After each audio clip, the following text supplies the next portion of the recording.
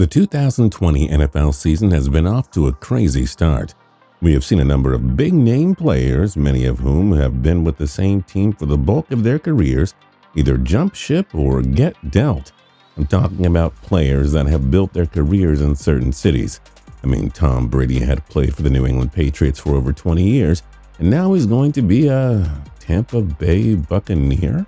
Philip Rivers was a San Diego or Los Angeles Charger for 16 seasons, but he'll now be an Indianapolis Colt.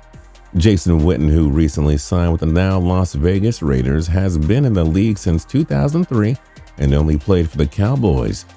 Granted, all those guys were aging stars and their teams were in one way or another looking to either move on or give them significant pay cuts. But they were far from the only star power to change zip codes. There were actually a number of younger stars on the move as well. The Minnesota Vikings dealt Stefon Diggs to Buffalo for some reason, choosing to take sides with Kirk Cousins instead of the big play receiver. And Carolina brought in Teddy Bridgewater before announcing that they gave Cam permission to look for a trade in an effort to try and swing public perception. So we can expect the former NFL MVP to be on the move at some point this offseason as well. Now, with such iconic player brands wearing new laundry, social media has been hot with opinions and takes. But there is one transaction that has the unique distinction of being so bad and so out of nowhere that it has unified nearly the entire internet, standing alone as one of the single most reviled trades in recent memory. And that was the trade that took place between the Houston Texans and the Arizona Cardinals, in which Bill O'Brien decided to trade away one of the young quarterback Deshaun Watson's favorite targets, especially during crunch time, DeAndre Hopkins. Yes, the DeAndre Hopkins, the man known as Nuck, who since the Texans drafted him out of Clemson back in 2013 has been nothing but dynamite, despite having played with one of the most sorry collection of quarterbacks. I'm talking about names like Matt Schaub, Case Keenum, Ryan Fitzpatrick, the list goes on and on. In 2015, he played with 4 different quarterbacks: Brian Hoyer, Ryan Mallett, TJ Yates, and Brandon Weeden, each less competent than the one before. And if you could believe it, the next year it continued to get worse when the Texans brought in Brock Osweiler on a 4-year, $72 million deal, only to end up benching him in favor of Tom Savage. Yuck. And now that D-Hop has fellow Clemson alumni Deshaun Watson, who has all of the makings of a star in the NFL, the Texans deal him? Just as Watson is starting to prove he can stay healthy and has an opportunity to really make some strides in an already impressive start to his career? That honestly seems pretty unfair to both players. O'Brien was actually just given the Texans general manager title this offseason after serving as the team's head coach for 6 seasons. It's a decision that team president Jamie Roots and the Texans CEO and soon-to-be owner Cal McNair must be rethinking at least a little bit at this point, wouldn't you agree? Anyways, I just wanted to go through Hopkins' first few years in Houston to provide a little perspective on how impressive the guy's resume is, considering the collection of quarterbacks that he had to endure playing with. Think about it. The guy racked up 4 trips to the Pro Bowl and 4 All-Pro selections in 5 years and has put up 3 100-plus reception seasons, 3 double-digit touchdown seasons, and 5 1,100-plus receiving yard seasons. All is the primary and usually only real option for some of the worst quarterbacks to play in the NFL, this side of Cleveland. Which makes it all the more shocking that just as the 2020 NFL season kicked off and teams were allowed to start making trades, Bill O'Brien and the Texans dealt Hopkins to the Arizona Cardinals.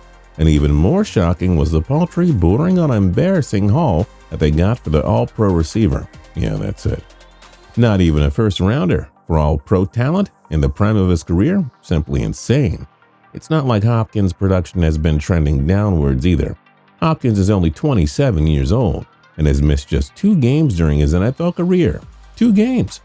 Considering the Texans' de facto number 1 receiver is now the oft-injured Will Fuller IV, you'd think that they would have some additional appreciation for a star wideout that could actually stay on the field. Speaking of injuries, let's look at the player that the Texans got in addition to those middling draft picks, David Johnson. Talk about a guy who has hardly been on the field the past few seasons.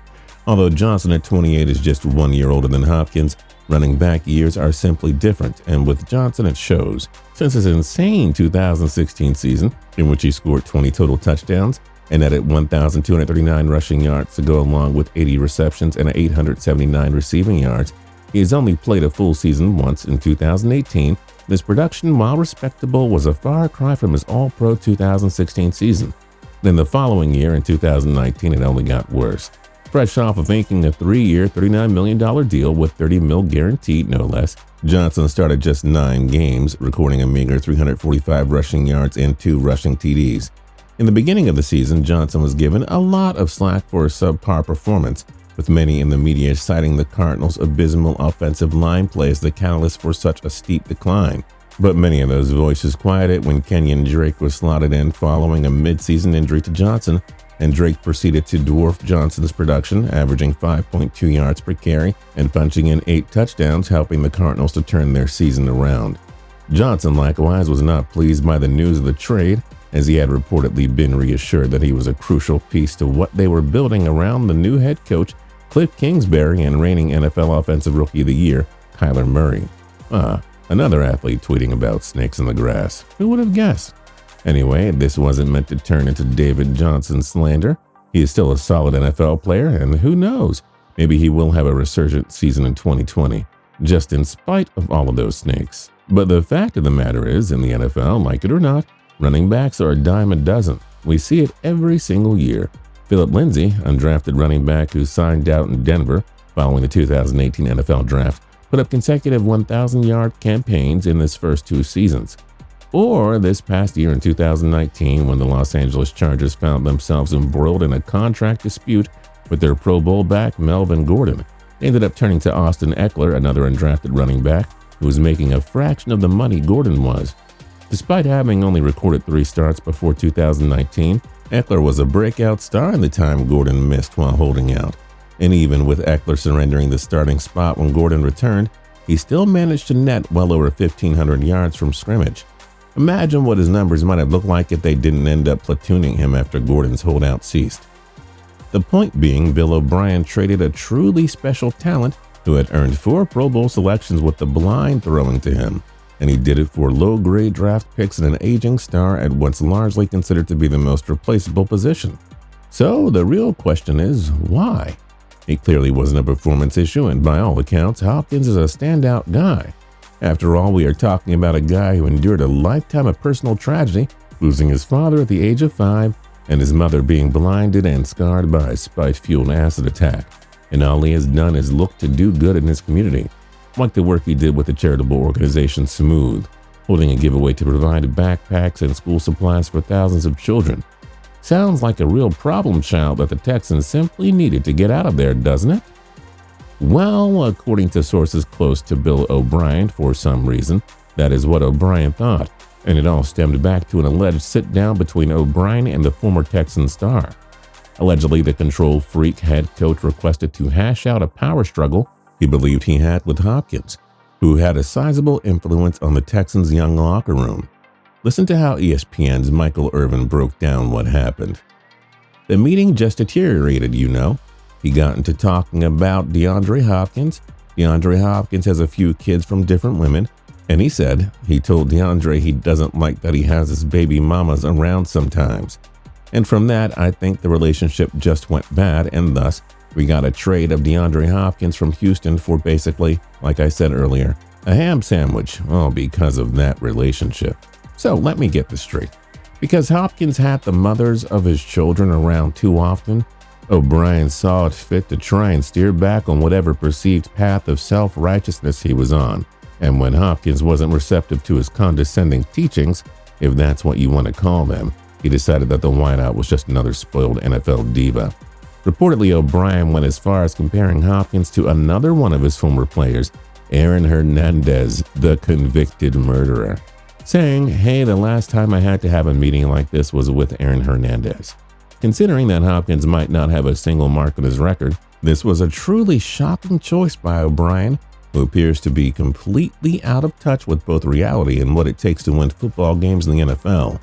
And this is not the first time that one of the Houston head coach's former players have spoken out about his high and mighty patronizing ways. Check out what former Texan Jalen Strong had to say in light of the O'Brien-Hopkins controversy.